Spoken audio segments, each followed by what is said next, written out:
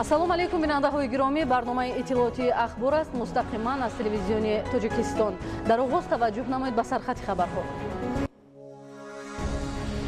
тадбирҳои ободонӣ ба истиқболи сазовори 30-солагии истиқлоли давлатӣ дар шаҳри ваҳдат аз 612 иншооти ба нақша гирифта шуда 429 иншоот мавриди истифода қарор гирифт. садад дар саргаи ҷашнҳои миллӣ қарор дошта кишоварзонро аз оғози омодагӣ ба кишту кор хабар медиҳад.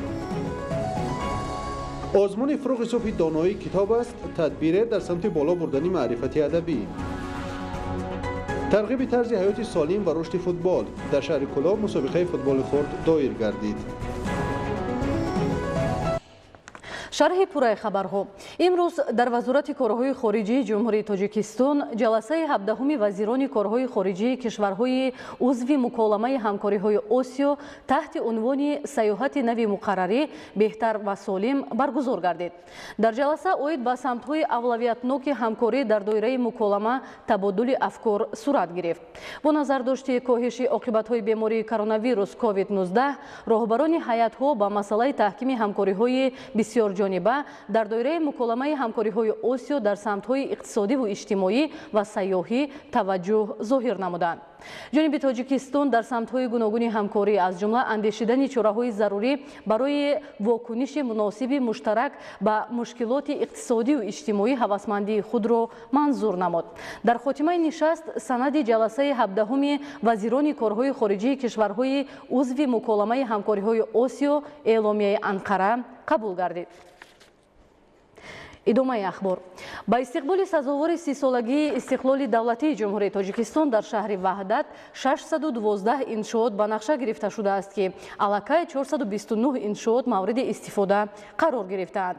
корҳои ободонию созандагӣ дар ҳудуди шаҳр вусъат пайдо карда бо бунёди биною иншооти таъиноти гуногун ки ба таъсиси ҷойҳои нави корӣ замина мегузорад, сатҳу сифати нави зиндагии сокинон рӯз то рӯз хубтару беҳтар мегардад. дар доираи босуръати корҳои ободониву созандагӣ дар шаҳри Ваҳдат ки тӯли солҳои охир бесобиқа арзёбӣ мегардад, дар баробари мақомоти иҷроияи ҳокимияти давлатӣ соҳибкорон низ бо эҳсоси гарми ватандӯстӣ фаъолона саҳм мегузоранд. дар марказ ва деҳоти шаҳри Ваҳдат бо саҳми фаъолонаи соҳибкорон дар доираи омодагиҳо ба истиқболи ҷашни 30-солагии истиқлоли давлатӣ сохтмони иншооти варзишӣ, биноҳои баландошонаи истиқоматӣ бо ҷойгиршавии марказҳои савдову хизматрасонӣ дар ошонаҳои аввали он ва коргоҳҳои истеҳсолӣ бо суръат идома доранд. корҳои сохтмонӣ дар бунёди иншооти таъиноти гуногун бо ҷалби коргарону мутахассисон бо сифати баланд ҷараён гирифта, дар муҳлати пешбинишуда мавриди баҳрабардорӣ қарор дода хоҳанд шуд. дар шаҳри Ваҳдат чун дигар шаҳру ноҳияи мамлакат зиёда аз 612 иншооти таъиноти гуногун ба нақша гирифта шудааст ки ин ба муносибати ҷашни 30-солагии истиқлолияти давлатии ҷумҳурии Тоҷикистон мебошад ки то имрӯз аллакай 425 тои он сохта ба истифода дода шудааст ки дар он зиёда аз 580 ҷойи корӣ ташкил шудааст. дар шаҳри Ваҳдат таи солҳои охир иншооти муосири хизматрасонӣ, маъмурӣ ва истиқоматӣ бунёд гардидааст ки дар баробари муҳайё шудани ҷойҳои нави корӣ симои шаҳр зебою назаррабо гардидааст. бунёди иншоот аз ҷумла марказҳои хизматрасонӣ, меҳмонхонаву коргоҳҳои истеҳсолӣ ва навсозии роҳҳо дар шаҳри Ваҳдат вусъат пайдо карда, дар кӯтоҳтарин замон амалӣ кардани чунин тадбирҳои ободонӣ бесобиқа аст. бо дастгирӣ ва ташаббусҳои ояндасози роҳбарияти давлату ҳукумати мамлакат дар шаҳри Ваҳдат, соҳибкорони ватандӯст корҳои ободониро вусъат бахшида дар бунёди даҳҳо иншооти наву замонавӣ саҳм мегузоранд. ҳамкории соҳибкорон дар шаҳри Ваҳдат бо мақомоти иҷроияи ҳокимияти давлатии шаҳри Ваҳдат бениҳоят зич мебошад ва инчунин мақомоти иҷроияи ҳокимияти давлатии шаҳри Ваҳдат ҳама гуна шароитҳоро барои онҳо фароҳам оварда шуда ва дастгириҳо низ ҳастанд. инчунин соҳибкорон низ ин марому ин иқдоми мақомоти иҷроияи ҳокимияти давлатии шаҳри Ваҳдатро ҷонибдорӣ намуда барои вусъат додани корҳои сохтмонӣ ва барои вусъат додани ободии шаҳри Ваҳдат низ саҳми худро гузошта истоданд. бунёди биноҳои баландошонаи истиқоматӣ дар кӯчаҳои 20-солагии Истиқлол, Сомониён, рӯдакӣ, наврӯз, муаллимон ва дигар кӯчаву хиёбонҳои шаҳри ваҳдат дар асоси нақшаи тасдиқшуда ҷиҳати мукаммал намудани инфраструктур ва боз ҳам зебою назаррабо шудани симои шаҳр аз ҷумлаи иқдомотест ки аз тарафи соҳибкорони маҳаллӣ дар раванди корҳои ободониву созандагӣ ба истиқболи ҷашни муқаддаси миллӣ идома доранд. Дар маҷмӯъ корҳои ободониву созандагӣ бахшида ба 30-солагии истиқлоли давлатии ҷумҳурии Тоҷикистон дар шаҳри ваҳдат бо маром ҷараён дошта, иншооти сохташаванда марҳила ба марҳила мавриди баҳрабардорӣ қарор дода мешаванд. сада дар саргаҳи ҷашнҳои миллӣ қарор дошта, он пеш аз ҳама кишоварзонро аз оғози омодагӣ ба кештукор, яъне тайёрӣ ба баҳор хабар медиҳад. эҳёву таҷлили ҷашни сада ҳамчун рамзи истиқболи фасли нуру гармӣ, некиву саховатмандӣ, сарҷамъӣ ва ваҳдат дар авҷи корҳои ободониву созандагӣ ва кишоварзӣ нақши муассир мегузорад. бо шарофати истиқлоли давлатӣ ва талошҳои пайгиронаи асосгузори сулҳу ваҳдати миллӣ пешвои миллат, президенти ҷумҳурии Тоҷикистон муҳтарам Эмомалӣ Раҳмон расму анъанаҳои миллӣ аз нав эҳё карда шуданд ва имрӯз хушбахтона ҷашнҳои миллӣ дар сатҳи баланди давлатӣ таҷлил карда мешаванд.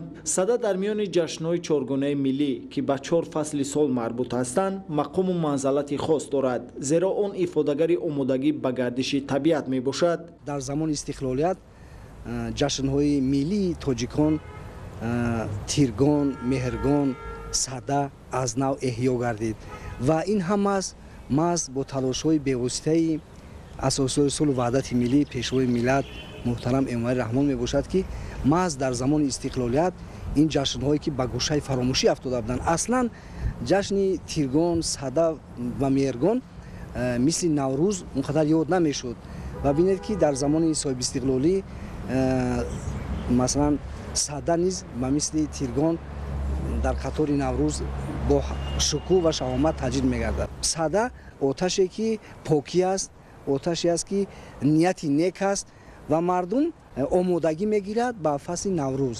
таҷлили ҷашнҳои миллӣ аз ҷумла сада ба арҷгузориву гиромидошти расму оинҳои миллӣ, таҳкиму густариши худшиносии мардуми Тоҷикистон ва ба ин васила вусъат гирифтани раванди ободониву пешрафти ватан мусоидат мекунад. дар робита ба оне ки ин ҷашн хусусияти тақвимӣ дошта, он як нав омодагии марди деҳқон ба киштукори баҳорӣ мебошад. Сада ба мисли тиргон, ба мисли меҳргон як шукӯҳ дорад, як ҷашне ҳаст, як мавсиме ҳаст ки дар ин марди деҳқон дар баъди сардиҳо, баъди паси сар кардани сардиҳо рӯ меорад ба табиат, рӯ меорад ба замин ва ба он неҳолон, ба дастранҷи худаш, ба дастранҷе ки ӯ парвариш кардааст, анами дастранҷро ба тартиб меорад ва ба он корҳои деҳқонӣ шуғл меварзад.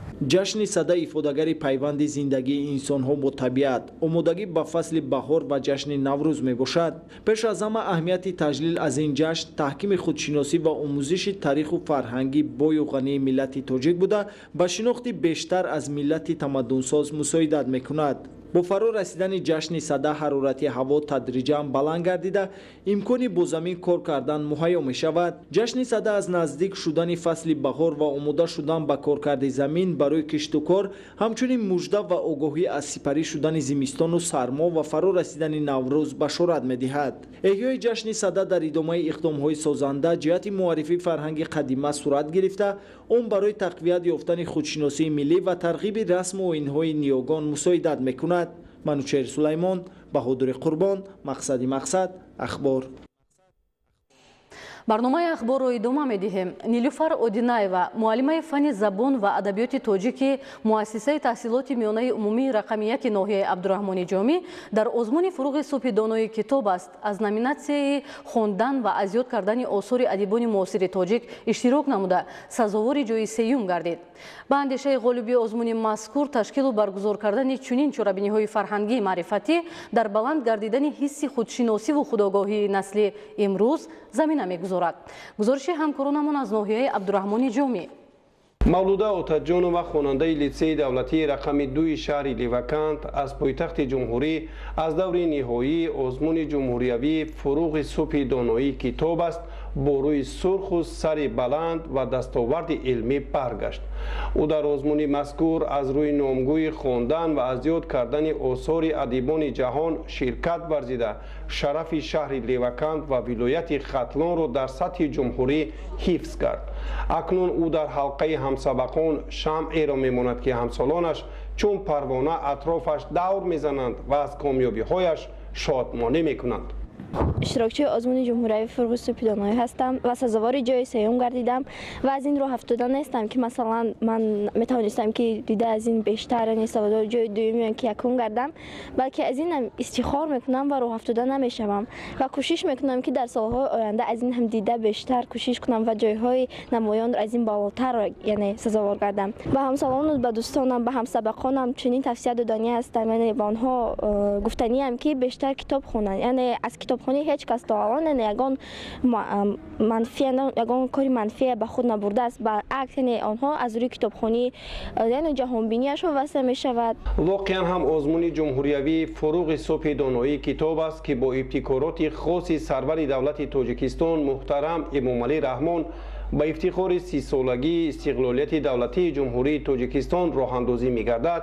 ҳамин гуна ҳисси ифтихор ва завқи китобхониро дар замири хонандагон бештар мегардонад. мавлуда давоми 11 соле ки дар таълимгоҳ таҳсил дорад, иштирокчии фаъоли озмунҳои ноҳиявӣ ва вилоятиву ҷумҳуриявӣ маҳсуб меёбад.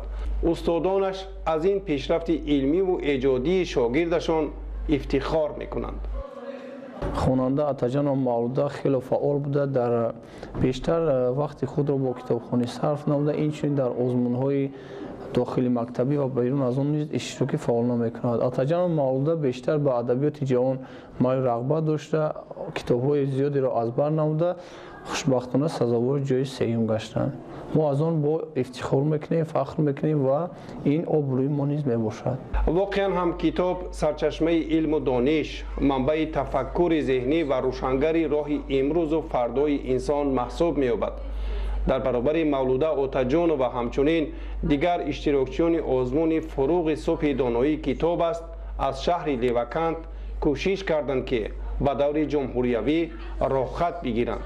омӯзгори муассисаи таҳсилоти миёнаи умумии рақами 14 Гулҷаҳон Шерова аз рӯи номгӯи адабиёти бачагона ва афсонаҳои халқи тоҷик иштирок намуд. шогирдонаш низ аз китобхонии муаллимаашон илҳом гирифта орзу доранд ки дар соли оянда дар озмуни фуруғи субҳи доноӣ китоб аст иштирок намоянд. ҳар вақте ки мо ба китобхона ворид мешавем, дар он ҷо омӯзгорамон Шерова Гулҷаҳон баъди ба этимом расониндани дарсҳои худ ба мутолиаи китоб машғул ҳастанд ва ҳар як ҷавонону наврасон бояд вақти худро ба мутолиаи китоб гузаронанд, чун ҳеҷ зараре аз мутолиа намебинанд. Шомита Давлатова низ аз литсеи давлатии рақами 1 шаҳри Леваканд дар даври ниҳоии озмун ширкат варзид ва соҳиби ҷои ифтихорӣ шуд. ӯ бо боварӣ изҳор дошт ки дар соли оянда иштирок намуда сазовори ҷои намоён мегардад. ман дар ин адабиёти бачагона ки иштирок намудам зиёде аз афсона, чистон, латифа ва 2000 мисра шеър ва инчунин аз адабиёти классику муосир, ғазалу рубоӣ, достонҳо, қасидаҳоро низ аз бар намудам ва инчунин аз адабиёти ҷаҳон низ ҳам китобҳои зиёдеро мутолиа намудам. шомита вақтҳои холигии худро бештар дар китобхонаи муассиса мегузаронад ва ба дугонаҳояш низ тавсия медиҳад ки бештар китоб хонанд. воқеан ҳам китоб шахсро ба қуллаи мурод мерасонад. он нафаре ки китоб мехонад ҷаҳонбинияш васеъ ва тарзи гуфтораш аз дигарон тафовут дорад ва мо орзуманди он ҳастем ки ҷавонону наврасон рӯ ба китоб биёранд ва дар пешрафти давлати соҳиби истиқлоламон саҳмгузор бошанд. нилуфар Одинаева соли аввал аст ки дар озмуни ҷумҳуриявии фуруғи субҳи доноӣ китоб аз ширкат варзида ғолибият ба даст меорад. соли гузашта ӯ танҳо то даври вилоятии озмун роҳ ёфта буд. акнун имсол дар 3 давра маҳаллӣ, ноҳиявӣ ва вилоятӣ сазовори ҷои ифтихорӣ гардида барои ширкат дар даври 4 роҳхат гирифт. ӯ аз рӯи номгӯӣ хондан ва аз ёд кардани осори адибони муосири тоҷик ширкат варзида дар маҷмӯъ беш аз 300 адад китобу адабиёти ба بدیهی را مطالعه کرده اشعاری از خود کرده‌اش نیز خیلی زیاد است. هر نفری که در این آزمون اشتراک میکرد به فکر شخصی من مدت 1 سال 2 سال نبود که به کتاب سر و کار داشته باشد.